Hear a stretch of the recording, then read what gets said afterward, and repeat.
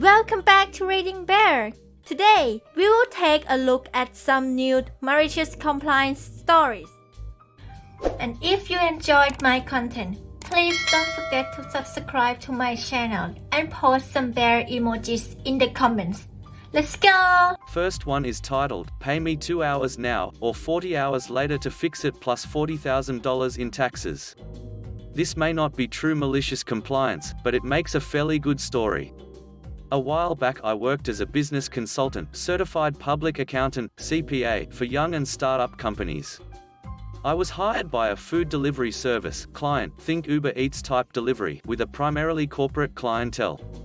After setting up the client's systems for payroll, accounting, banking, but not order entry or billing, the owner installed a new, state-of-the-art order entry, billing system. The new system seemed to work fine, but sales taxes charged to clients were noticeably low, and seemed to use the same rate for all cities, suburbs and counties, even though each one had different additional rates over and above the base state rate. When brought to the attention of the owner, he insisted the new software company knew what they were doing and were experts in food delivery service billing. Later learned it was a small boutique firm from out of state with a very good salesperson. When I requested access to the system to check tax rates, I was told not to waste billable hours on the new system, because he was certain they know what they were doing, and was unwilling to pay my exorbitant hourly rate to check something that was brand new. I explained if the taxes being collected were wrong, his company would be liable for any shortfall. Showing examples of taxes being underbilled were met with, "You don't know what you are talking about." As the business grew, my consulting hours dropped off, just reviewing month-end financial information with the client after closing the books each month, while making the requisite deposits of collected sales tax to the State Department of Revenue. Malicious compliance: I had no control or access over the tax rates being billed, but I did know the state frequently scheduled audits of new companies after their first year of operations. If the client was unwilling to pay for a few hours to check the system, wait until it was necessary to pay for 40 billable hours to handle a state audit. Lo and behold, on the 13th month after installing the new software, a notice was received from the state announcing an audit of the client's sales and use tax payments was scheduled for the following week. To make a long story short, it was found that the new software did in fact only bill the base state sales tax rate, totally omitting both city and county taxes. The assessment for unpaid taxes, including penalty and interest, exceeded $40,000, not including my hourly rate to work with the state auditors. More billable hours were spent by me going back to the larger corporate customers and billing them for unpaid sales tax, recovering almost half of the assessment. Most were willing to pay after my threat to report them to the state for non-payment of use tax. The client blamed me for not insisting more strongly on changing the tax rates, and terminated our relationship after it was felt as much as possible had been recovered from customers. Next one is titled, "She demands I drive out to fix her broken terminal twice." A recent story reminded me of this. Way back in the day, 1992-ish, I worked tech support for a company that handled installations of Unix computers, terminals, software for accounting systems for small organizations. Custom software, check printing, used a special MICR toner in off-the-shelf HP laser printers, all running off Unix, SCO, Motorola, etc. servers. We could dial into their setup, and remote control the software, apply updates, etc. One day I get a call from this woman who insisted that the terminal she was using was broken. I called into their system and could see that the terminal wasn't connected at the moment, so I stepped through her making sure that it was plugged in. She insisted absolutely that it was plugged in, turned on, and the light was on and everything. After running through all the possibilities that I could think of, she was still adamant that I come out and replace the terminal, since it was clearly broken. I was hesitant to make the trip, since it was 225 kilometers away, would require about 5 or 6 hours of my day to make the round trip, traffic, and a lot of snow, but my boss told me to make sure these customers were kept happy. I grabbed a new terminal out of the storage closet, some extra cabling in case it was just a bad serial cable, and my tools, and headed out on the trip. At least I got paid enough per km that it was well worth it. It took me about 3 hours to get there, and the woman is just steamed. I walk in the door, set my bag down, look at the wall, where the power cord is clearly not plugged into the wall itself. I picked up the cable, plugged it in, and lo and behold, the terminal turned on and the login prompt comes up. I looked at her and she tells me that she tried that. I was literally in the office for less than 60 seconds, and since the call was not actually our problem, they got billed for the 6-hour service call in full, and I got 450 kilometers of mileage at like 25 cents per kilometer, was way more than the gas main on my old '86 Honda Accord cost me. Cue the same woman, 8 days later. She's on the phone to me screaming that my fix didn't work at all and that the terminal was broken again, and that I needed to replace the faulty terminal right now. I asked her if the terminal was plugged into the wall, because remember last week when I came out and it wasn't plugged in? Are you absolutely sure? She was absolutely sure. Another 3-hour drive down there. Walk in the door and look at what I see. The power cable is clearly laying on the floor again. I asked her if she saw that it was unplugged. She told me that she isn't technical and that I should have made sure that it was done right last time. I plugged it back in and guess what? It worked. Hazer. She was still mad, because it shouldn't be happening this much. Not sure how I was supposed to make that happen. I grabbed my bag, but before I left I noticed that this small company had gotten a new receptionist. I guess before that they didn't have one, so I stopped and chatted for a bit, asked her if she knew anything about what's going on with the plug to the terminal. She didn't have a clue, but she would keep an eye out for me. Made in another 10 days before I get another call from the lady again. I tell her I was on a service call, but I'd call her back in 5 minutes. A quick call to the receptionist where she said that the lady had her little nephews in the room, so she ran and checked that the terminal was unplugged for me.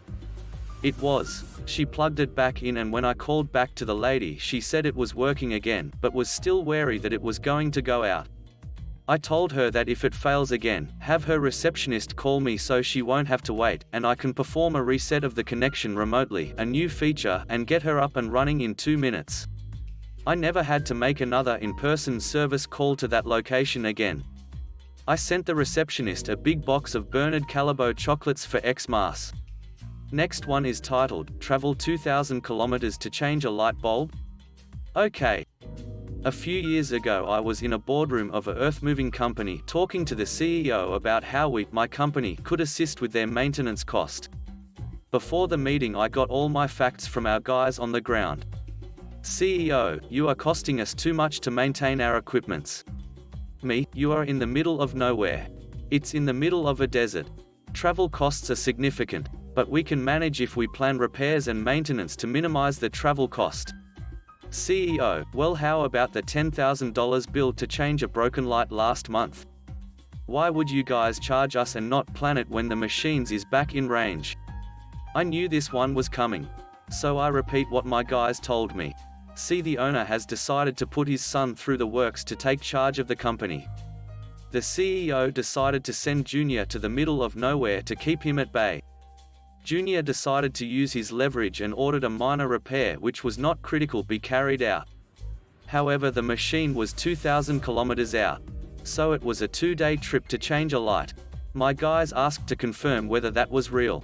If the company wanted to send them to do such a small task and were told in no such words that they're the client and can do as they want. A purchase order was provided and the rest was history. I think Junior wanted to give the CEO a taste of how things would be. My guys maliciously complied. I mean, they would be paid overtime, and because it's in the desert. 2 guys have to go. Sat, Navi, etc., the works. Back to the story. We did request confirmation and were told you're the client and provided us with a purchase order to proceed. So we did. CEO, you shouldn't have proceeded. This is ridiculous. Your company provided a valid request and refused to listen when told it would prohibitive. We did warn you about the cost, but the decision is ultimately yours. We can't control your staff. CEO, who did authorize this work? I can send you a copy of the PO. You could see the veins on his head throbbing. Anyway, I heard Junior was moved back to head office shortly after. Next one is titled, You Want Me to Follow the Wrong Instructions for Doing My Job? Okay, let's see how this ends. This is about 20 years ago. I joined a project and developed the job role. I created the processes and even built some software tools. Then for about 18 months I worked on the project in that role. The company decided to send in a load of process engineers to document everything so that they have very clear how-tos. If I get hit by a bus tomorrow, then the company can easily recover. Very sensible move. For a week or so I was shadowed by a process engineer as he documented everything I did, and it included interviews and reviews, all standard stuff. I expected to have something to review and approve, and nothing came. Sometime later I was given a role review with an interview at the end. It did not go well.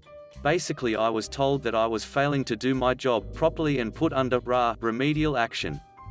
The problem was that I was not following the PI process instruction on how to do my job. I read the PI and it completely failed to capture how I did the job. This was the first time that I had seen it. It had been approved, authorized and issued without me seeing it. So, in order to get out of the remedial action, I followed it to the letter. By the end of the month things had got serious. My downstream customers were either getting the wrong data, incomplete data or no data. Their dependencies were incomplete and so their downstream were having problems. The whole data flow was wrong or stopped. I was called in for a chat by one of the directors where I pointed out that I followed the PI to the letter as I was told because of the RA. The PI was wrong, but I was not on the approval loop. RAs are serious because if you fail then it is disciplinary action time or even a sacking. He hit the roof, the BS hit the fan and an investigation was started. It seems that the process team was fed up with people rejecting the PIs for their own jobs as being wrong, so they just cut them out of the approval loop. This allowed the process engineering lead to hit all his targets and get his performance bonus. The result was that my RA order was removed from my HR file. I reviewed and fixed the PI for my job. The process engineering lead was disciplined and put on his own RA. He left shortly after. Rumor has it that he had to repay the performance bonus as well. Last one is titled, "Follow the Kids' Education Plan to the Letter." Don't mind if I do. I am a high school teacher. One of the things that teachers deal with are individual education plans, IEPs. An IEP is for a student with disabilities, learning, developmental, etc. An IEP will outline exactly what accommodations a student is entitled to. These are very necessary and very important, legally binding, documents which outline a student's disability as it relates to academic performance and provides accommodations to help the student succeed in school.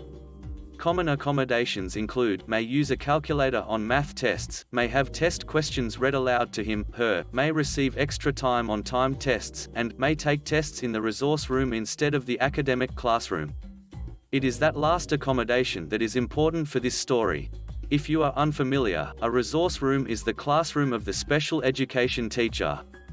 While the special education students spend 90% of their day in the same classrooms as other students, they will occasionally return to their special ed teacher's room, the resource room, for things like study hall, homeroom, or to take a test. The special ed teacher assigned to help monitor this student's progress is known as the teacher of record, or TOR for short. Billy was one of my students last year. He was a bright, outgoing, and very active student. However, Billy also did have a few learning disabilities that caused him to struggle in class. Because of these disabilities, may take tests and quizzes in the resource room instead of the academic classroom was a very important part of his IEP. This cut down on distractions and was to help Billy concentrate on his test. After about half a year of Billy doing well in class, he unexpectedly failed a test in my class. The TOR, Mrs. Ratched, was really upset that Billy didn't do well on the test. She monitored his grades through our online system, so she knew he failed the test less than 10 minutes after I had graded it. In order to get to the bottom of why, she stopped by my classroom after the students had gone home for the day. "Mr. Onyx, why did Billy fail his test?" "I'm not sure. He normally does well on the tests, but this one seemed to stump him. I'm going to talk to him about it tomorrow." "Did you follow his IEP?" "Yes, I did. I offered to let him take the test in the resource room, but he elected to take it in class since it was not a long test." It should be noted that IEP accommodations are generally elective, meaning that the student can choose not to use a specific accommodation at any given point if he/she does not wish to. This does not stop her from using that same accommodation later. The only time an accommodation is mandatory is if the parents request that it be so. It is reflected in the IEP when that happens, but it is exceedingly rare. But, Mrs. Ratched continued, Billy's IEP states that he gets time and a half on tests. I'm aware, I explained. However, this was not a time test. All students had as much time as they needed. If a student didn't finish during today's class period, they could finish the test tomorrow. All students, including Billy, finished today. He gets time and a half. Yes, he does. But, as I said, this was not a time test. There was unlimited time for all students, including Billy.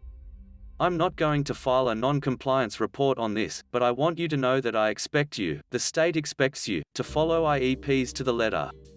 You should not have allowed him to take the test in class.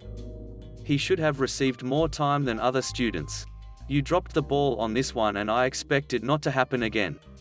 She then stormed out.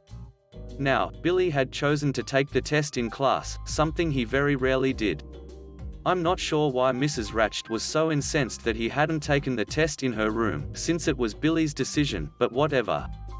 As for the time, that was a non-issue. You can't give time and a half for unlimited time, so I ignored that complaint. A few weeks later, Billy had a quiz in my class. This was a very short 10-question quiz. Again, Billy elected to stay in my room. Again, sadly, Billy failed the quiz. That triggered round 2 with Mrs. Ratched. What is wrong with you, Mr. Onyx? She demanded as she stormed into my room the day the quiz grades were uploaded to our grading system.